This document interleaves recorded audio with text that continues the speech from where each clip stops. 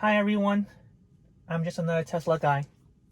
Thanks for joining me for a Tesla FSD beta video. Today I'm going to explain how full self-driving software will work on a Tesla. And I just want to note that this is a beta software, so there might be times where the car may just something that it shouldn't be doing. And if that does happen, I will take over immediately to prevent anything bad from happening. But otherwise, the car will be doing most of the drivings. And to get started with full self-driving, just enter a location here and for the car to navigate. So I put a couple of locations for the car to navigate to. And yeah, it's as simple as shifting this car into drive. And my wiper just went on for some reason.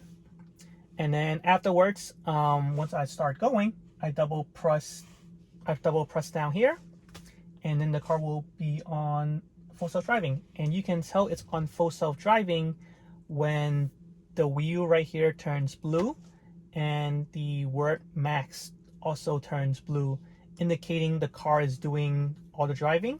So this part indicates it's controlling the steering of the car. Here the word means that it's controlling the movement of the car and the speed of the car. So right now I want to make sure that we're clear and we're good. And right here I'm gonna double press down once I pass this car and enter and engage full self-driving. And here the car is doing all the work. It's stopping for a stop sign right here. And it's gonna kind of creep forward so you can see if there's any car on the oncoming lanes. And we're good. So it's using the the cameras on the both sides of the door to see if there's any oncoming traffic on the left and right side. So here we're making a right turn. We're creeping forward. Is a bus coming? And we're clear. And it's now off. And up front, it has to make a left turn, apply slight turning force to the wheel. So that just kind of requires, so the software requires me to put my hands on my steering wheel every now and then to apply some force to it, just so that it knows that I'm paying attention and that I am prepared to take over whenever the car, and if the car does something wrong. But otherwise, it's not as simple as entering a destination for the car to kind of go to, for you to fall asleep. You have to stay awake. You have to be cautious of everything around you while the car is in full self-driving. And here up front, we have to make a slight right turn and a quick left turn.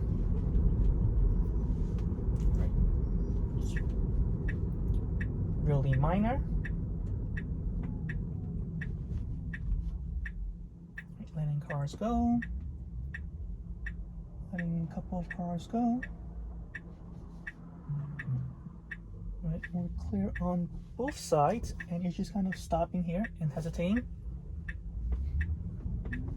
Just went back a little bit, not sure why I did that. Alright, as we approach our first destination, I'm just gonna remove it from the map so we can reroute to the next destination. I'm gonna take this one right here. Stopping for a stop sign. And it's kind of creeping forward for visibility. It's currently going at 25 miles, which is the speed limit here. I can make it go faster by just scrolling up on the wheel here. Scrolling up gives me going up at an incremental of 5 miles. And if I scroll down, it goes back down by 5 miles. And if I scroll up slowly, it goes up with an increment of 1 mile each time. And up front, we're just gonna stop for a red light. And it's telling me to turn right for some reason. It had its blinker on, but we're not turning right. So if there was a driver behind me, that would likely confuse the driver. But yeah, this is stressful. This is stressful. Watching the car, having the car do the driving, it's kind of relieve me from driving, but it still requires me to pay attention. And especially in these streets, a lot of things can happen. So definitely gotta keep a closer eye on everything. Apply slight turning first, got it. So stressful right here. You see a pedestrian walking, and the car picked that up, and it's moving over to the side for him. Great. That was handled nicely and beautifully, just like a regular driver would be doing. Right. Now let's kind of speed it up to 30, and we're going to speed up a little bit.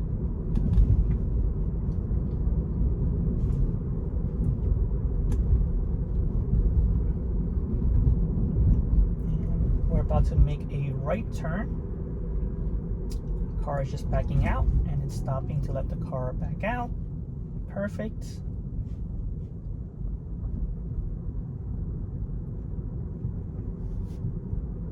Right. Yeah, again, swerve a little bit to the left just to avoid that car, which is beautiful.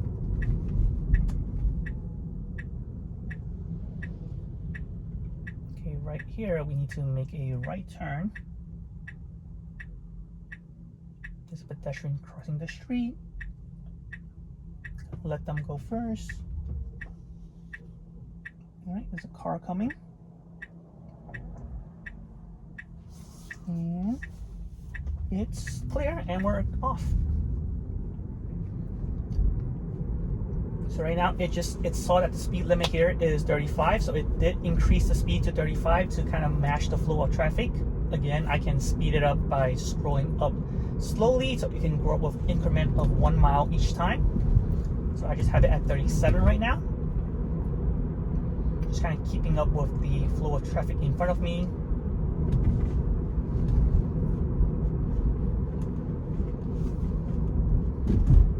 Right.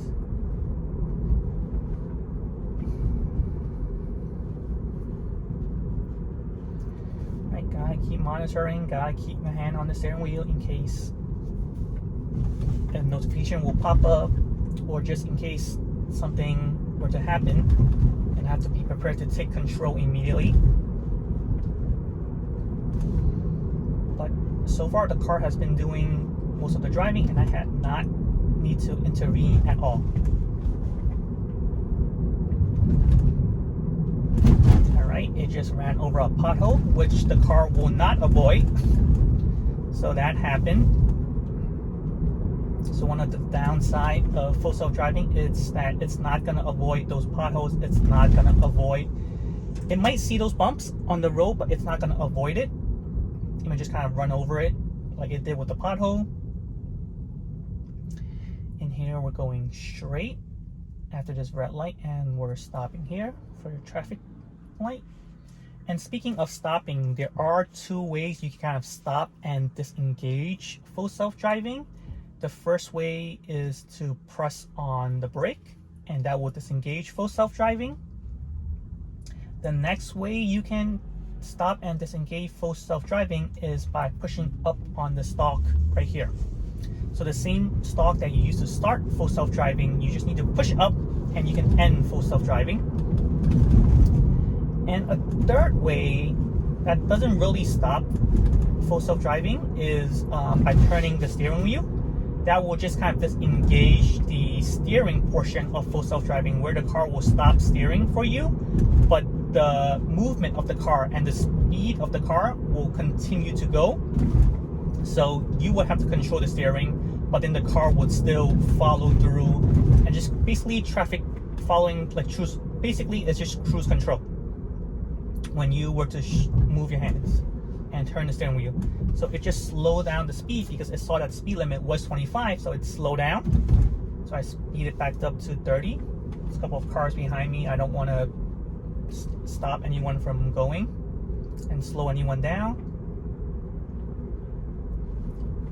All right, apply slight turning for us. Got it.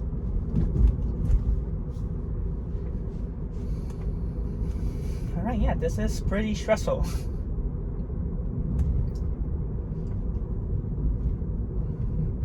stressful.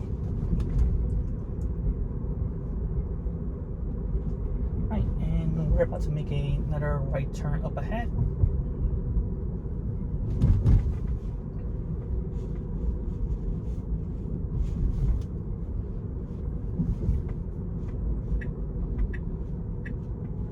Right, and turning right, it's slowing down a little bit. Perfect.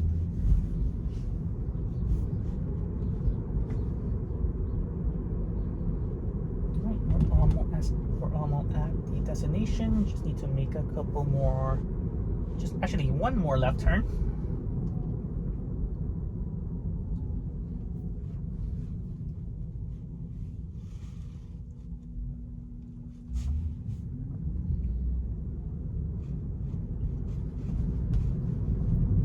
All right, and we just went ahead. Almost there. Slowing down for this car that's turning left.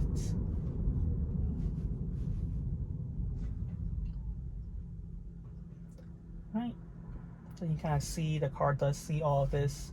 You can see some cone, saw that cone in that gas station right up front. Apply slight turning for us. And it slowed down to let this pedestrian cross the street. Just ran over another manhole cover. So like I mentioned, it doesn't avoid these things. One of the big downsides to full self-driving. Right here we need to make a left turn, and we're here, and we just stopped and started moving back a little bit because the car went ahead. And we're at almost next block. So I'm just going to continue driving, and I just push up on the stalk to disengage and continue driving because I have reached my destination. So I'm just going to let this pedestrian walk. It's a narrow street here.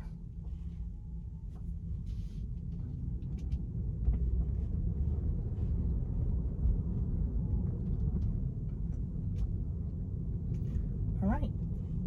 Yeah, and that's how full self-driving works. Pretty stressful. Pretty have to kind of keep monitoring every little thing that the car is doing. Gotta ensure that the car doesn't do anything crazy. And yeah, let me know if you have any questions or comments or concerns. Please let me know in the comments below. Thank you for watching this video.